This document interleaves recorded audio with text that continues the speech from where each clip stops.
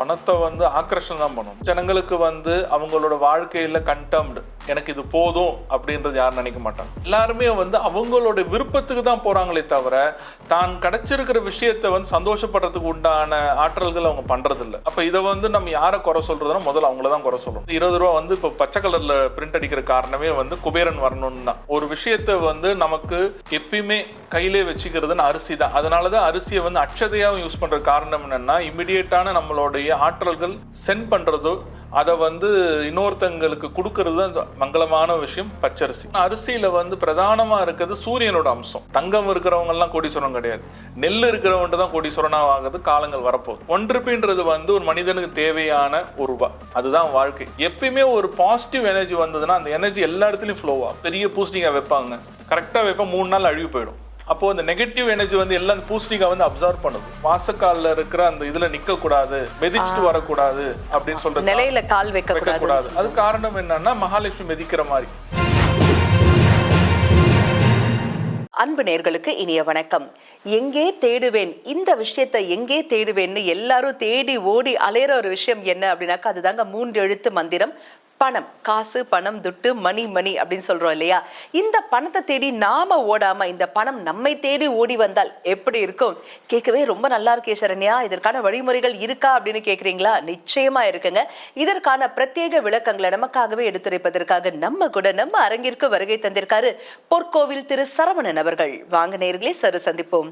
வணக்கம் சார். ஓம் ஞான ரூபாய வித்மஹே சக்தி அம்சாய தீமஹி தன்னோ சக்தி அம்மா பிரச்சோதயாத். சார், நிறைய பேர் இதை பண்ணுங்க பணம் வரும், இதை பண்ணுங்க பணம் மழை பெய்யும் அப்படின்னு சொல்றாங்க சார். நாங்க அதெல்லாம் செஞ்சுட்டு மேல பாக்குறோம், ஒண்ணுமே வரமாட்டேங்குது சார். கடைசியில துந்தனாவா தான் இருக்கு சார்.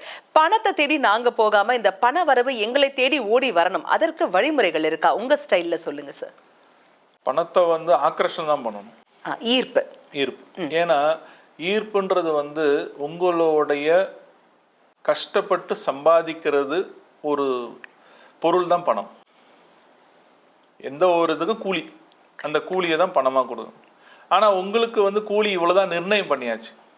இப்போ இன்றைக்கி இந்த வேலை செஞ்சோம்னா ஹவர் பேசிஸில் 100 ரூபா, மந்த்லி பேசிஸில் 10,000 ரூபா இப்படி தான் சொல்கிறாங்க. ஆனால் அவங்களோட கமிட்மெண்ட் அதிகமாகுதுனால அந்த பணத்தோட கஷ்டம் அதிகமாகுது. ஆனால் ஜென்ரலாக வந்து ஜனங்களுக்கு வந்து அவங்களோட வாழ்க்கையில் கண்டெம்டு, எனக்கு இது போதும் அப்படின்றது யாரும் நினைக்க மாட்டாங்க. இல்லையே சார், இன்னைக்கு இருக்கக்கூடிய லிவிங் ஸ்டைலே அந்த மாதிரி இல்லையே.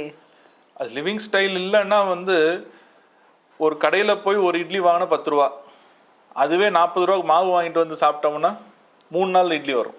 கரெக்ட். இப்போ இதுதான் வந்தது. இன்னொரு 2 படி, ரேஷன் கடையில் அரிசி வாங்கி உளுத்தம்பருப்பு போட்டு வீட்டிலேயே அரைச்சி சாப்பிட்டோம்னா இன்னும் அதிகமாக வரும். அப்போ இதில் என்ன காரணம்னா எல்லாருமே வந்து அவங்களோட விருப்பத்துக்கு தான் போகிறாங்களே தவிர தான் கிடைச்சிருக்கிற விஷயத்தை வந்து சந்தோஷப்படுறதுக்கு உண்டான ஆற்றல்கள் அவங்க பண்ணுறதில்ல. அப்போ இதை வந்து நம்ம யாரை குறை சொல்கிறதுனா முதல்ல அவங்கள தான் குறை சொல்லணும். நம்ம வந்து இவ்வளோதான் நீ வச்சுக்கணும், இதுக்கு மேலே நீ பண்ணக்கூடாதுன்னு நம்ம யாரையும் கட்டாயப்படுத்த முடியாது. ஏன்னா ஒவ்வொருத்தவங்களுக்கும் அவங்களுடைய பிடிச்ச விஷயத்தை செய்கிறது அவங்களுக்கு ரைட்ஸ். அதனால இதை எதுவும் பண்ண முடியாது. நம்ம என்ன பண்ணோம்னா அந்த பணத்தை வந்து ஆக்கர்ஷணம் பண்ணுறதுக்கு வீட்டில் வந்து எப்பயுமே அவங்க கண் பார்வையில் இல்லை, அது கண் பார்வையிலன்றதை விட அவங்களோட கண் பார்வை வீட்டு ஃபேமிலி மெம்பர்ஸ்க்கு மட்டும் தெரிகிற மாதிரி இந்த பவுல், அதான் வெல்த் பவுல்னு சொல்கிறது. அது என்ன சார் வெல்த் பவுல்? வெல்த் பவுல்னா வந்து ஒரு கண்ணாடி பவுல், அது வந்து பீங்கான் பவுலாக இருக்கலாம், இல்லைன்னா கண்ணாடி பவுலாக வச்சுக்கலாம். அந்த டிரான்ஸ்பரண்டா இருக்கணும். நீங்க நம்ம வந்து இந்த ஸ்டீல்லையோ பிளாஸ்டிக்கோ உட்டர்லையோ வைக்கக்கூடாது. 2 விஷயம், ஒன்று கிறிஸ்டல் பவுல், அதான் கண்ணாடி பவுல், இல்லைன்னா வந்து செராமிக்ல இருக்கிற பவுல் பீங்கான், இது 2 தான் வாங்கும்.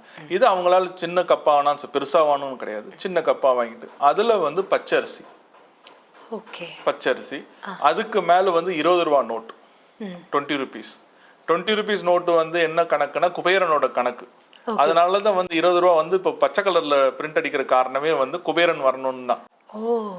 Okay sir. அந்த 20 ரூபா நோட்டு அது ரெட்ல இருக்க கூடாது, பச்சை கலர் நோட்டு தான் வைக்கணும். பச்சரிசி எதுக்கு சார்? பச்சரிசி பண்றது ஆகர்ஷணம். ஒரு விஷயத்தை வந்து நமக்கு எப்பயுமே கையிலே வச்சுக்கிறதுன்னு அரிசி தான். அதனாலதான் அரிசியை வந்து அட்சதையாகவும் யூஸ் பண்ற காரணம் என்னன்னா, இமிடியேட்டான நம்மளுடைய ஆற்றல்கள் சென்ட் பண்றதோ அதை வந்து இன்னொருத்தங்களுக்கு கொடுக்கறது தான் மங்களமான விஷயம் பச்சரிசி.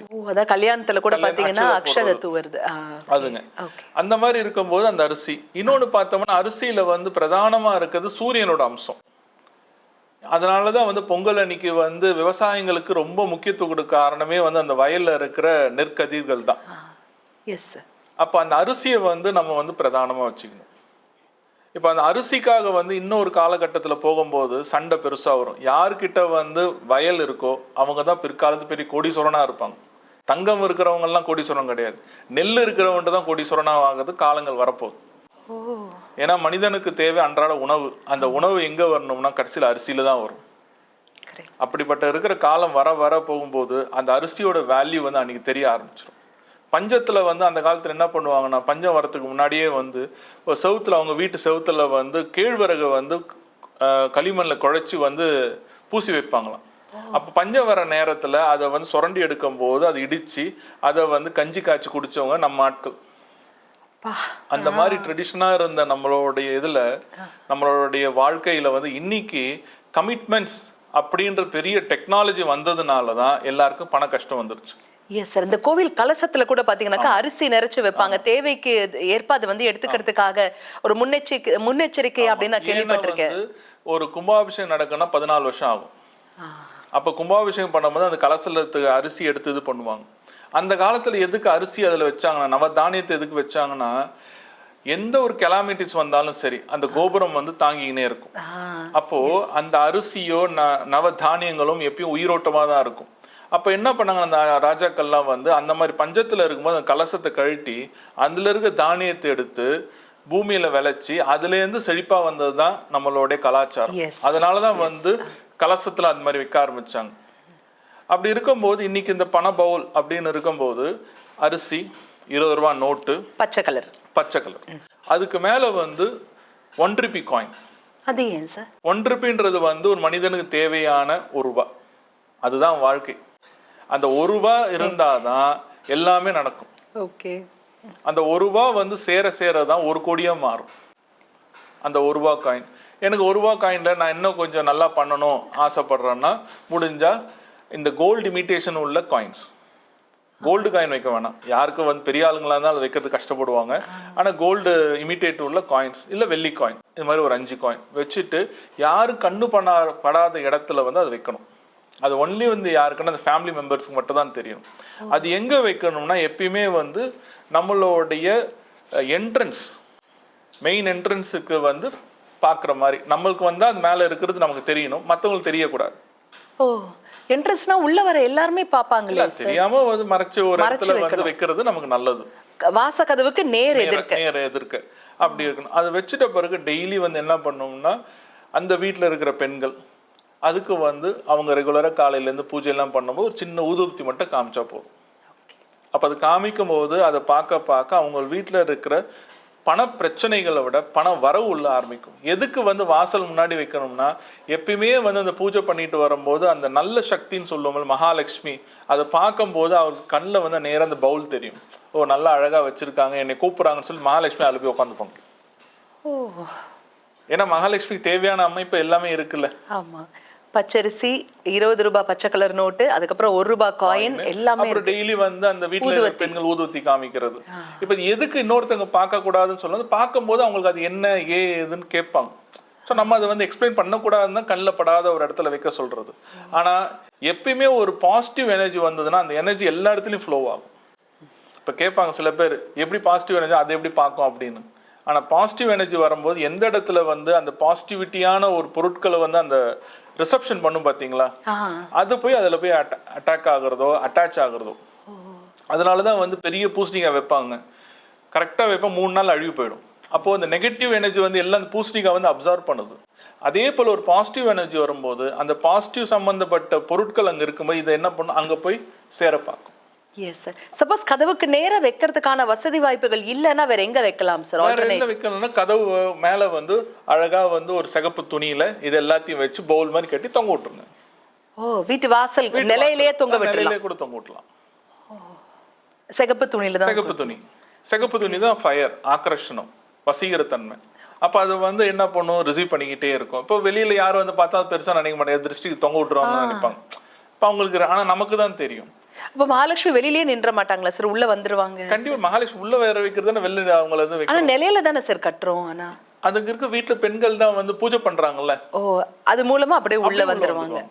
இல்லைன்னா வீட்டு வாசல் உள்ள கட்டிங்க, உள்ள கூட உள்ள கட்டிக்கலாம். கூட கட்டிக்கலாம். இப்போ உள்ள கட்டினோம்னா அது என்ன பெருசா தொங்குது என்னன்னு ஒரு இதுவா இருக்கும். இது வீட்டு வாசல்ல கட்டினும் போது இதுதான்.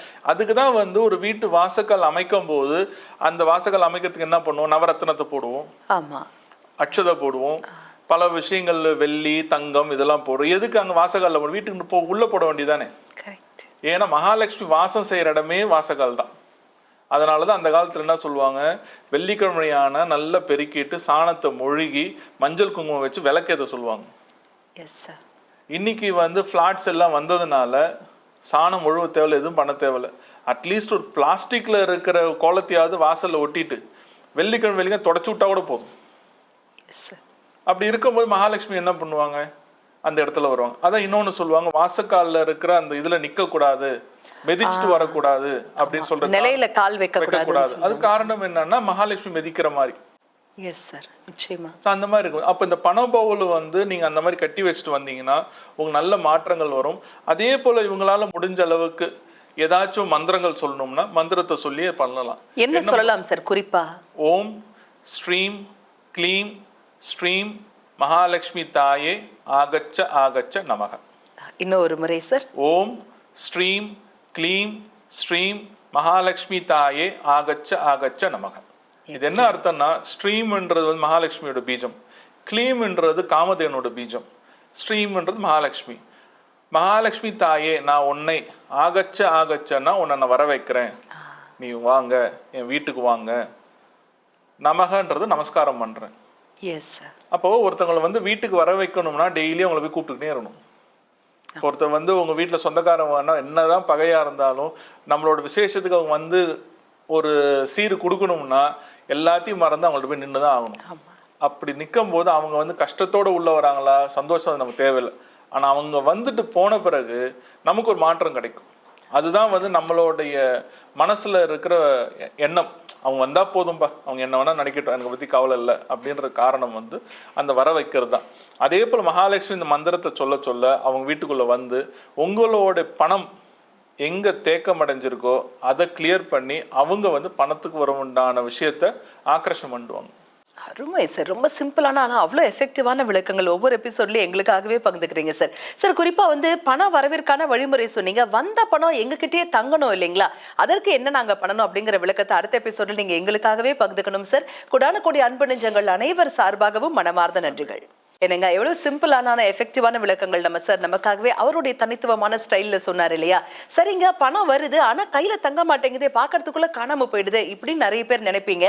இதற்கு உரித்தான தெளிவான பரிகார முறைகள் அடுத்த எபிசோட்ல சார் நமக்காகவே கொடுப்பாரு. மீண்டும் சந்திப்போம். அதுவரை நன்றி, வணக்கம்.